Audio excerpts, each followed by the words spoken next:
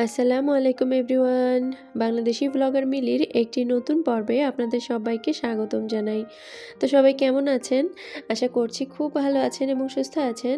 আলহামদুলিল্লাহ, আল্লাহর অশেষ রহমতে আমরাও খুব ভালো আছি এবং সুস্থ আছি। দেশ এবং দেশের বাহির থেকে যে যেখান থেকে আমার এই ভিডিওটি দেখছেন সবাইকে জানাই অসংখ্য অসংখ্য ধন্যবাদ। একটি সুন্দর মিষ্টি সকালের শুভেচ্ছা জানাই আপনাদের সবাইকে। বেলা বাজে ৮টা, তখন কিন্তু এই যে ছাদে চলে এসেছি ছেলেকে নিয়ে। একটা পাটি বিছিয়ে বসে পড়েছি। সে তো পড়াশোনা করছিল, কারণ তার বই খাতা নিয়ে এসেছিলাম। সামনে যেহেতু পরীক্ষা, সময় নষ্ট করা ঠিক না। সে নিচেই পড়ছিল, তবে আমি বললাম যে চলো ছাদে যাই, ছাদে গিয়ে বসে রোদ গায়ে লাগাবো আর তুমি পড়তেও পারবে। তো যেই ভাব আর সেই কাজ, ছাদে এসে বসে বসে গায়ে রোদ লাগাচ্ছিলাম। আসলে আমাদের মা ছেলে দুজনেরই বেশ ঠান্ডা লেগে গেছে। ভোরবেলা তো অনেক কুয়াশা পড়ে এবং ঠান্ডাও লাগে, গায়ে ঠান্ডা লেগে যায়। আর এদিকে দুপুরবেলা কিন্তু গরম, তখন আবার ফ্যান ছাড়তে হয়। রাতেও শোয়ার সময় একটু গরম লাগে, ফ্যান না ছাড়লে মানে গা ঘেমে যায়। আবার ভোরবেলা ঠান্ডা লেগে যায়, মানে ওয়েদারটা ঠান্ডা হয়ে যায়, এতেই আর কি আমাদের ঠান্ডা লেগে গেছে। তো যাই হোক, সব কিছুই আল্লাহর রহমত, অসুস্থতা বা সুস্থতা, আলহামদুলিল্লাহ। তো এই জন্য কিন্তু আমরা ছাদে একটু গায়ে রোদ লাগাচ্ছিলাম, এতে করে বেশ ভালো লাগে। আর আমি তো এই যে খাবারটা ছাদে নিয়ে এসেছি ছেলের জন্য, আমি নিজেই খেয়ে নিয়েছি, খেয়ে উপরে এসেছি। আর সে যেহেতু খায়নি, সেজন্য তার খাবারটা হটপটে করে নিয়ে এসেছি। আমি আজকে করেছিলাম চিকেন এবং ডিম দিয়ে ফ্রাইড রাইস। তো সেটাই সে খেয়ে নিচ্ছে। আর একটু আজকে স্টিকি হয়েছিল রাইসটা, মানে আমার একটু ওভারকুক হয়ে গিয়েছিল। যাই হোক, ব্যাপার না, নিজেরাই তো খেয়েছি। আর এই তো দেখতে পাচ্ছেন কত সুন্দর পরিবেশ আর প্রকৃতি, অনেক ভালো লাগছিল। কারণ পাখির কিচিরমিচির শব্দে একদম মন ভরে যাচ্ছিল, খুব ভালো লাগছিল। আর মিষ্টি মিষ্টি রোদ গায়ে লাগছিল, খুব খুব খুব শান্তি পাচ্ছিলাম। যেহেতু নাক বন্ধ হয়ে আছে, রোদ লাগার পরে কিন্তু নাকটা একদম খুলে গেছে, মাথাটাও ছেড়ে গেছে, খুব ভালো লাগছিল। আর এই যে আমি কিন্তু আমার সেই নকশি কাঁথাটা ছাদে নিয়ে এসেছি। আমি যেহেতু নকশি কাঁথাটা সেলাই করি, তো ভাবলাম যে ঠিক আছে, ছাদে বসে বসে কি আর করব, সেলাই করা যাবে। আর এই যে আমার নকশি কাঁথাটা কিন্তু অনেকটাই হয়ে গেছে, মাঝে এই তো কয়েকটা বাকি আছে। আর নকশি কাঁথাটা কেমন হয়েছে আপনারা কিন্তু জানাবেন। দুই দিকে আমি দুইটা কালার দিয়েছি, এক পাশে দিয়েছি নেভি ব্লু আর এক পাশে দিয়েছি লাইট গ্রিন কালার। আর সুতাটা দিয়েছি আমি রানী গোলাপি কালার। তো আমি কিন্তু নিজের হাতেই পেইন্ট করেছি পুরো কাঁথাটা, এবং এই তো এখন সেলাই করে নিচ্ছি। আপনারা কিন্তু জানাবেন কেমন হয়েছে, একটা কমেন্ট করলে আমার খুব ভালো লাগবে। আপনাদের কমেন্ট পড়তে আসলে আমার খুব ভালো লাগে, আমি নেক্সট ভিডিও তৈরি করার উৎসাহ পাই। তো প্লিজ বন্ধুরা একটা কমেন্ট করে যাবেন। আর এই যে আমি কিন্তু সেলাই করছিলাম, আমার বাবা, মানে আমার ছেলে, তাকে আমি বাবা বলে ডাকি, তো সে কিন্তু একটু ভিডিও করে দিচ্ছিল। আসলে বাবা হারিয়েছি আজ 17 বছর। তখন বেশ ছোটই ছিলাম, এসএসসি ক্যান্ডিডেট ছিলাম।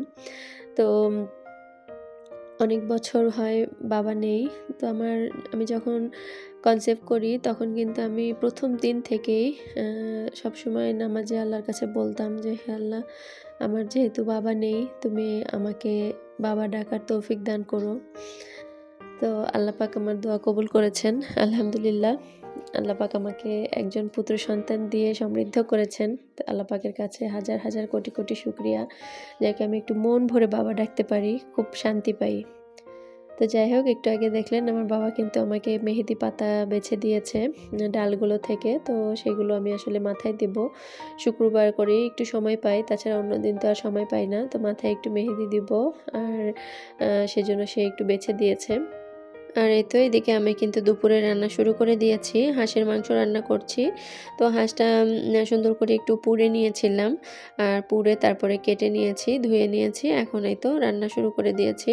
সব রকমের মশলা দিয়েছি, আদা রসুন জিরা বাটা, তারপরে পেঁয়াজ, শুকনো মরিচ, হলুদ গুঁড়ো, লবণ, গরম মশলা, মানে যা কিছু আর কি লাগে সব রকমের মশলা আমি দিয়েছি, একটু সয়াবিন তেল দিয়েছি।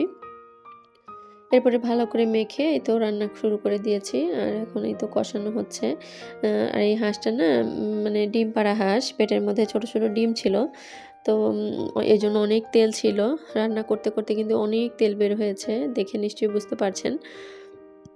তো হাঁসের যত তেল হবে ততই কিন্তু টেস্টি হয়। তো ওদিকে হাঁসটা কষানো হচ্ছে, এদিকে আমি একটু ডাল চচ্চড়ি করব জলপাই দিয়ে।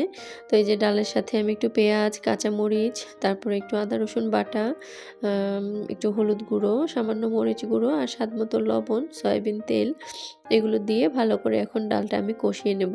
এটা হাতে মেখেও রান্না করা যায়, আবার এরকম কষিয়েও রান্না করা যায়, দুভাবেই খাওয়া যায়। খুব টেস্টি হয় এই ডালটা। আমার ছেলে কিন্তু এই ডালটা খেতে ভীষণ পছন্দ করে। তো আমি কিন্তু প্রায়ই দেখবেন এরকম চচ্চড়ি টাইপের ডাল রান্না করি। মানে টক জাতীয় কিছু থাকলে তো সেটা অবশ্যই দিয়ে দিই, তাহলে সেটা তো তার আরও বেশি ফেভারিট।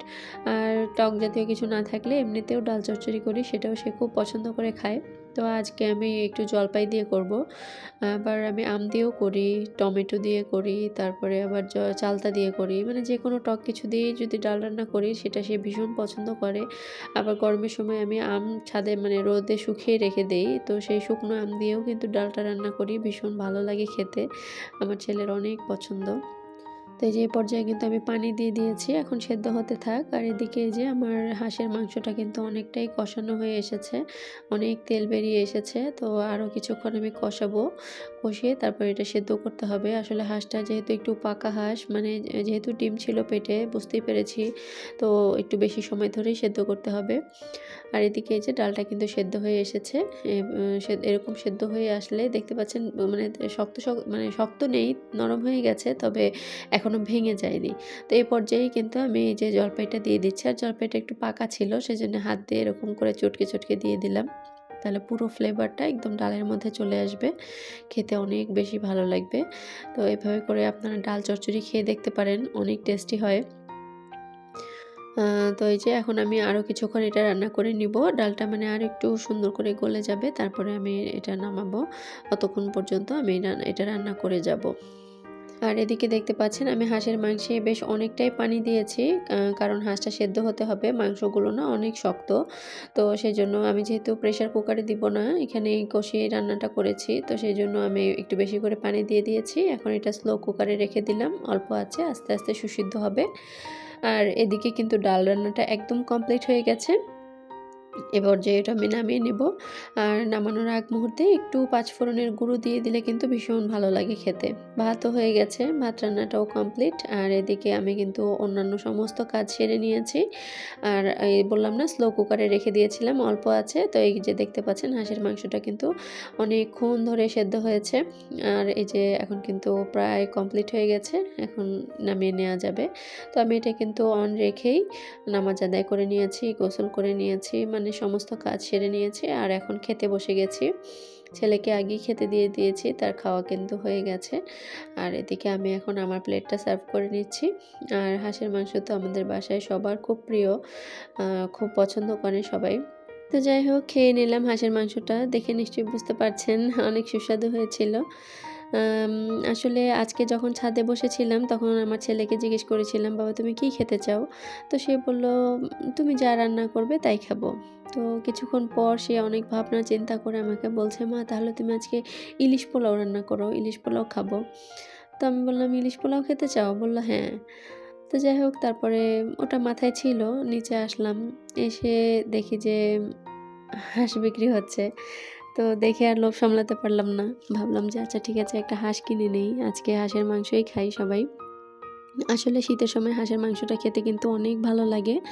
আমাদের পরিবারের সবাই খুব পছন্দ করেন। তো যাই হোক, দেখেন আমরা প্ল্যান করেছিলাম একরকম, কিন্তু হয়ে গেল আরেক রকম, তাই না? আসলে প্রত্যেকটা বিষয়ে আমাদের একটা আগাম পরিকল্পনা থাকে, যেন সুষ্ঠুভাবে কাজটা সম্পন্ন করা যায়, বা আমরা যা আর কি চিন্তা করি সেটা করব, এরকম একটা কিছু। কিন্তু সবসময় সবকিছু আমাদের পরিকল্পনা মাফিক কি হয়? না, হয় না। কারণ উপরে একজন আছেন, তিনি অসীম মহাবিশ্বের মালিক, যার ইশারায় পুরো দুনিয়া পরিচালিত হয়। আমাদের পরিকল্পনার চেয়েও তার সিদ্ধান্ত আমাদের জন্য অধিক সুখকর। আমরা হয়তোবা ওই মুহূর্তে বুঝতে পারি না, যা আমরা হারাই তিনি কিন্তু তার চেয়েও উত্তম কিছু আমাদেরকে দেন, এবং আমরা যা হারাই তা তিনি চান বলেই আমরা হারাই। তো এই পুরোটাই আমাদের জন্য ওনার অনুগ্রহ। আমাদের কোনটা প্রয়োজন সেটা আমাদের রব খুব ভালো করেই জানেন। তিনি আমাদের জন্য সর্বোত্তমটা রেখেছেন বলেই ছোট ছোট জিনিস যা আমাদের জন্য ক্ষতিকর, তিনি আমাদের কাছ থেকে সেটা কেড়ে নেন। কেড়ে নিয়ে তার প্রতিশ্রুতি অনুযায়ী আমাদের সর্বোত্তম অনুগ্রহ দান করেন। সুবহানাল্লাহ। এটা বিশ্বাস করতে হবে আমার জন্য আমার রব যথেষ্ট।